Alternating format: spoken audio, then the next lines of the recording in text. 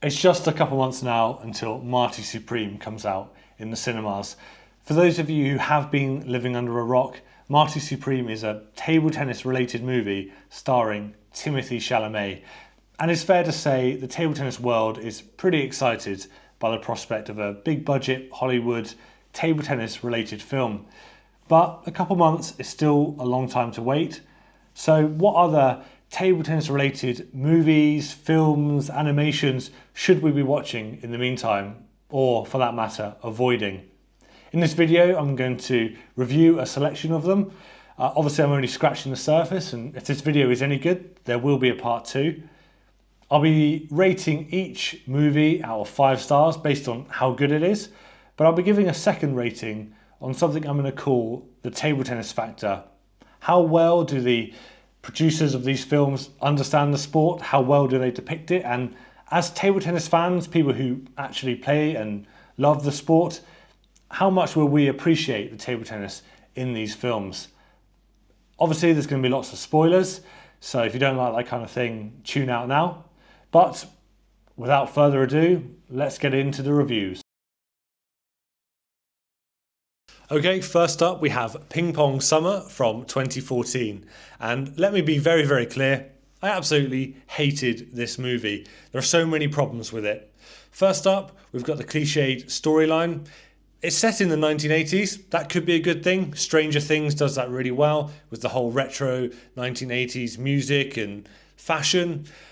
Ping Pong Summer does not do it well. It does it in a cheap and crass way. And the plot line is so cliched. It's a coming of age story set in Ocean City where Rad and his family are on vacation. But the way the storyline is about overcoming bullies through table tennis, it's just gross. Just wouldn't happen. I know it's meant to be a comedy, but this film is just not funny. Part of that is due to the level of acting, most of which is really, really amateurish. So even if there was some good writing, the way the lines are delivered is really poor. Another problem is the table tennis. In fact, this is the thing that made me the most angry about Ping Pong Summer. So it's called Ping Pong Summer. You would expect that the writers, the producers, would have at least consulted someone about how to play table tennis. Well, the table tennis in this movie is Thursday morning, pensioner, bat and chat stuff.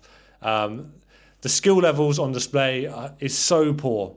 Now, maybe if you're not a table tennis fan, this wouldn't really bother you that much. But for me, who's into table tennis, okay, I appreciate this is not ever going to be international table tennis level stuff, but you at least expect them to have some slight technique, at least look like they've played table tennis before and they haven't picked up a bat for the first time.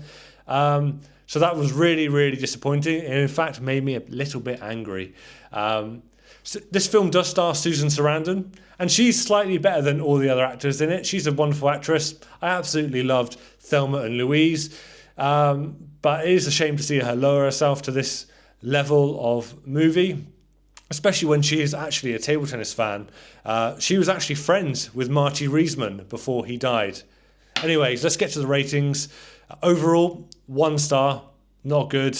And when it comes to the table tennis factor, 1 star as well. Infuriating, especially if you are into table tennis. I wasted £4 great British pounds for my hard-earned money renting this movie. Do not waste your money in the same way that I did, and do not waste your time. Next up, we have Balls of Fury from 2007. So I remember watching this film back in 2007. I would have been a teenager, just about getting into table tennis, and at the time I found it to be quite a funny film. Now, it's fair to say this film has not aged well. The film follows Randy Daytona, who was a child prodigy of American table tennis and expected to win the Olympics at just 11 years old back in 1988. Unfortunately, an attack of nervousness meant he was defeated, and after that, he gave up on table tennis. 18 years later, he's recruited by the FBI to hunt out the mysterious criminal boss from China, or so it's believed, called Feng. Feng turns out to be a fan of table tennis, and he's hosting a table tennis tournament to the death. So, this film, it has its humorous moments, but its main problem is that it's full of tired cliches and stereotypes about Chinese people. As table tennis fans, we know that China is the beating heart of table tennis, and we appreciate the role that China plays in table tennis. But the examination of Chinese people and their relationship to table tennis in this film is full of cliches and stereotypes, and perhaps you might even go as far to say this film is a little bit racist. So that's its main problem. It certainly wouldn't get made now. The film's got some pretty big stars in it. Christopher Walken, Terry Crews, for example. And it does even star the voice of table tennis himself, Adam Bobrow, albeit in just a small little cameo. So that's a nice little Easter egg for table tennis fans. There he is, Adam Bobrow. The table tennis in this film itself is fantastical. It's not very accurate at all, but it's kind of fun. So on the table tennis factor, I'm going to give it 2 stars. I'm being very generous, probably. It's maybe a 1.5 to 2 stars. Overall, as a film, I'm going to give it 2 stars. It's well made. It's got high production. It's got some big stars in it. But it is just tasteless, would be the word I would use. So should you go and watch Balls of Fury? If it's free, don't spend too much money on it and have very low expectations. Not great, but not as bad as Ping Pong Summer. Also released in 2007 was Ping Pong Playa. And you actually have to say it like that because that's how it's spelt. So just like Balls of Fury, Ping Pong Playa has a short cameo from Adam Bobrow. Maybe I'll see you later. What was that supposed to mean, man? Like you trying to kick me while I'm down? A nice little Easter egg again for us table tennis fans. But that's where the similarities to Balls of Fury really end. Because Ping Pong Playa, yes, it's a comedy, but it's a much more sweet and sensitive portrayal of Chinese culture and Chinese American life.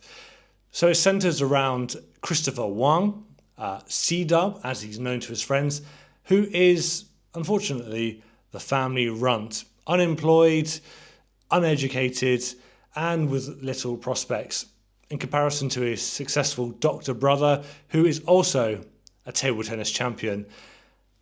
His brother, though, unfortunately gets injured, and that's where C-Dub needs to step up because the family's reputation is at stake. C-Dub's parents run a table tennis coaching and shop business, and C-Dub's success in previous local tournaments is an advert for their business. Well, naturally, you can imagine what happens. C-Dub succeeds. I'm not going to spoil it any further, but this film has its genuinely funny moments. And some of the acting is pretty good. There's some really nice interactions between C-Dub and the child actors as he takes over the coaching after his mother is also injured. So the table tennis in this film is not bad. It's hardly the highest level table tennis you'll ever see, but in the final tournament, it's clear that the main actor who plays C-Dub has played some table tennis. There is some level of technique there. Overall, I'm going to give this film 3 stars. It's a light-hearted watch and not bad. Not bad. From a table tennis perspective, I'm going to be generous as well and give it 3 stars. It doesn't take the mickey out of table tennis too much. It takes table tennis seriously, and there is some level of table tennis skill on display, albeit very limited. So would I recommend watching Ping Pong Playa? I would, if you don't pay for it. It might be free on YouTube if you search hard enough. So I saw a lot of recommendations online for Ping Pong, the animation from 2014. Now, I must admit, I'm not an anime guy. Generally do not enjoy anime. So I went in to watching Ping Pong, the animation, a little dubious, but with an open mind. And I was so glad I did, because Ping Pong, the animation, is incredible. It follows the competitive world of Japanese high school table tennis. The main two characters, Peko and Smile from Katasei High, two talented friends, but they come from the unfancied Katasei High, coming up against high schools with bigger budgets and players from abroad. It is an incredibly well-told story, but the thing that really got me about this was just, it's very clear within seconds of watching it that the people who've made Ping Pong the animation understand table tennis. They're clearly fans or players. Just the way the characters talk about different styles of play, different rubbers, differences between table tennis cultures. And when it comes to the animation itself, yes, it is simple. It's clearly not a high budget production, but the level of detail, the attention to detail when it comes to the way the players make their shots, the details when it comes to the spin of the ball, little details like the Nitaku logo on the ball or the Mizuno trainers is really something that table tennis fans will recognise. It's clearly high level table tennis, even though it is just an animation. It doesn't take the mick out of table tennis. It understands table tennis in a way that only table tennis fans can. And the storyline as well was compelling. The characters are interesting. The progression of the plot is excellent. So overall, 4 stars for Ping Pong the animation. And when it comes to the table tennis factor, 5 stars easily. They just get table tennis. And I think any table tennis fan will instantly recognise the table tennis they're watching in this animation. So absolutely, I would recommend Ping Pong the animation to any table tennis fans out there. Next up, we have Ping Pong from 2002. It's a Japanese language movie, which I obviously watched with English subtitles. And for those of you who've already watched Ping Pong the animation, you'll instantly recognise the characters, the storylines, because it turns out Ping Pong from 2002 and Ping Pong the animation are based on a 1990s Japanese manga comic called Ping Pong. So, once again, Japanese high school table tennis, and the acting in this is a live action movie, is really good. It's really well shot, it's really well produced, and the storyline is told very compellingly. It's not as in-depth as Ping Pong the animation, but that might be just because it's a standalone movie. You've got to make some compromises to condense everything down to a reasonable length. It's still nearly 2 hours long. So the table tennis itself in the movie is really well done.